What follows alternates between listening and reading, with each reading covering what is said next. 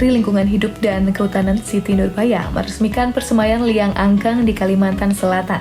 Persemaian yang berada di kawasan hutan lindung Kota Banjarbaru ini memiliki luas total 14 hektar dengan luas areal produksi seluas 6,6 hektar. Pembangunan Persemaian Liang Anggang merupakan pembangunan persemaian skala besar yang menggunakan Public-Private Partnership antara KLHK dengan Kementerian PUPR, Ditjen Sumber Data Air, BWS Kalimantan III. Untuk penyediaan airnya, bekerja sama dengan PT Adaro Energi Indonesia untuk konstruksi areal produksinya. Persemaian di Kalimantan Selatan yang ada di belakang kita ini berkapasitas 10 juta ton bibit per tahun, dan kami sangat bangga mendapat kesempatan untuk menjalankan amanah dari Kementerian Lingkungan Hidup untuk membangun dan mengelola pusat persemaian ini, sehingga kami dapat ikut berkontribusi pada penanganan lahan kritis di berbagai wilayah serta turut membantu Indonesia dalam upaya penanganan perubahan iklim global.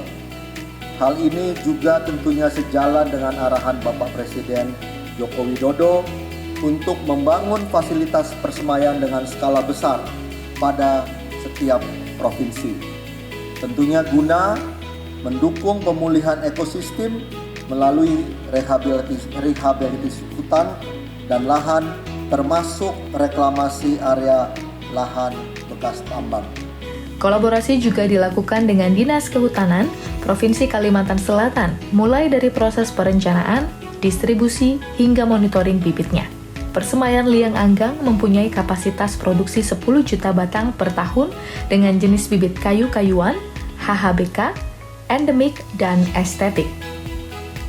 Bibit dari Persemaian Liang Anggang diharapkan dapat mempercepat kegiatan rehabilitasi hutan dan lahan di wilayah pengelolaan BPDAS Barito, baik yang dilakukan oleh Kementerian LHK maupun yang dilakukan pemerintah daerah melalui gerakan Revolusi Hijau.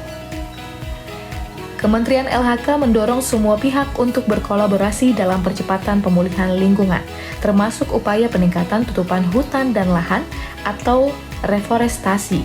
Selain itu, pemulihan lingkungan berkaitan erat dengan langkah-langkah Indonesia dalam merespon kondisi global, yaitu berkaitan dengan sustainability, biodiversity, dalam orientasi carbon offset. Indonesia telah menegaskan agenda Indonesia's Volunteering 2030 sebagai aksi mitigasi yang menunjukkan ambisi aksi iklim dalam pelaksanaan target kinerja. Melalui pendekatan yang lebih terstruktur dan sistematis, peranan penting untuk mencapai hal tersebut, yaitu penyediaan bibit berkualitas untuk kegiatan rehabilitasi hutan dan lahan yang lebih masif dan terstruktur. Presiden Jokowi memberikan arahan bahwa Indonesia serius dalam menangani dampak perubahan iklim melalui produksi bibit di persemaian skala besar dengan melibatkan perusahaan swasta yang bergerak di sektor perkebunan dan pertambangan yang memiliki kepedulian dalam komitmen untuk turut serta dalam mendukung aksi mitigasi perubahan iklim dan pembangunan nasional. Bibit yang dihasilkan akan ditanam di area rawan bencana, lahan kritis, dan lahan tidak produktif, sehingga mengurangi risiko bencana dan melakukan perbaikan lingkungan. Rasanya saya perlu menjelaskan tentang hadirnya kebijakan persemaian skala besar dan hingga kebijakan Public-Private Partnership.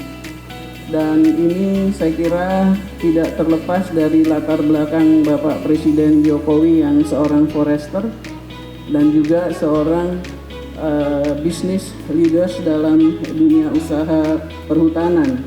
Jadi saya kira menteri yang paling susah selama kabinet Pak Jokowi itu Menteri Kehutanan. Sebab beliau sangat paham seluk-beluk kehutanan. Jadi kalau ada yang salah sedikit aja pasti paling ketahuan.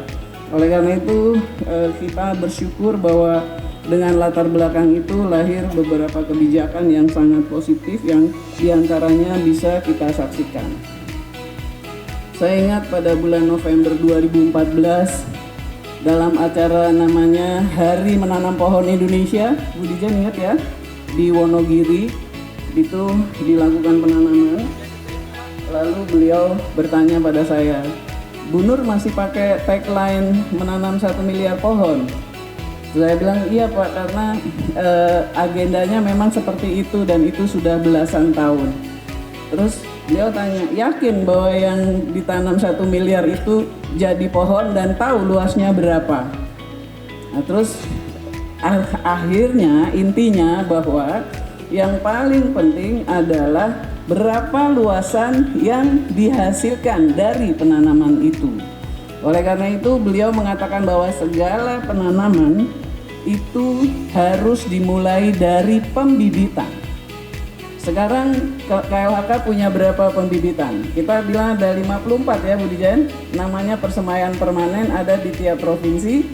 Pemda provinsi juga, Dinas Kehutanan punya juga.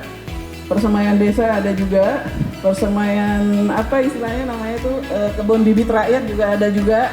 Tapi kecil-kecil, ada yang 10.000, ada yang 100.000, ada yang 1 juta, 2 juta. Terus beliau mengatakan bagaimana mengontrolnya bahwa pohonnya sudah ditanam. Jadi ada exercise berpikir yang saya melihatnya dari catatan kritis, kemudian menjadi proses evolutionary dari suatu kebijakan, dan ini sangat menarik. Apa yang terjadi kemudian? Beliau kan dari dunia usaha. Beliau pernah mengelola, memimpin pembibitan dengan kapasitas 300 juta bibit pinus 1 tahun. 300 juta, kebayang nggak? Sementara persemaian permanen Indonesia selama ini hanya 1 juta, 2 juta. Jadi selama puluhan tahun kita udah kenal yang namanya Pekan Penghijauan Nasional dan lain-lain, sudah begitu lama, puluhan tahun, dan inilah sekarang saatnya kemudian diimprove. Saya terus mencoba mengikuti cara berpikir beliau sampai tahun 2017 masih terus. Kemudian kita nemu, saya bilang, Pak, kalau gitu kita belajar mulain, kita laksanakan di Bogor. Karena itu dekat dengan istana, sekaligus dekat dengan Jakarta, maka dapatlah yang di Rumpin. Sambil perintah beliau bikin di seluruh provinsi di Indonesia. Tapi syaratnya harus public-private partnership. Mengapa pentingnya public-private partnership? Saya melihat ada hal yang kita belajar. Pertama, ketika swasta bisa menghasilkan sampai 300 juta bibit 1 tahun, tapi jangan lupa itu dari pembibitan pucuk, dan yang penting bahwa itu monokultur dan tidak sama dengan yang diberikan pemerintah yang sifatnya segala jenis bibit termasuk endemik, termasuk buah-buahan dan lain-lain. Oleh karena itu apa yang terjadi? Kita kemudian saling belajar. Kita belajar dari cara swasta melihat berbagai kesempatan. Swasta juga belajar dari pemerintah pada konteks ini dari bagaimana mengelola keberagaman aspirasi. Karena rakyatnya minta pohon ini, minta pohon itu, dan sebagainya. Kemudian lalu terjadilah kombinasi yang baik. Dan ini kemudian terbukti ketika tahun lalu 2022-2023 melalui Direktorat Jenderal Planologi Kehutanan saya mendapatkan laporan tentang deforestasi, pengendalian deforestasi yang cukup baik untuk Indonesia, dan ternyata sudah mulai terdeteksi melalui citra satelit luasan area tanaman pohon baru. Bang Boy. Jadi artinya apa? Benar yang diomongin Bapak Presiden Jokowi bahwa yang penting sebetulnya yang ditanam luasnya berapa, dan itu kelihatan. Nah, perkiraan saya pada itu kira-kira tanaman umur 5-6 tahun kelihatan di citra satelit, dan perkiraan saya ke depan akan semakin tambah banyak area luasan itu yang bisa dideteksi secara satelit imagery dari citra sistem satelit. Mengapa penting ini? Karena secara global pada konteks kehutanan itu 2 aspek yang paling menjadi sorotan, yaitu persoalan deforestasi dan RHL, penanaman pohon, itu akan terus diikuti secara global.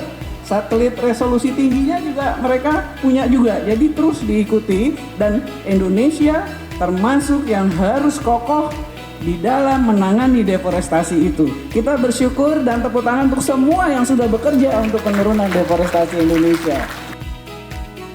Sementara itu, Duta Besar Norwegia, Ruth Kruger Giverin, mengapresiasi atas diresmikannya Persemaian Liang Anggang di Kalimantan Selatan dan berharap proses pemulihan rehabilitasi hutan dan lahan dapat dilakukan secara masif di beberapa daerah.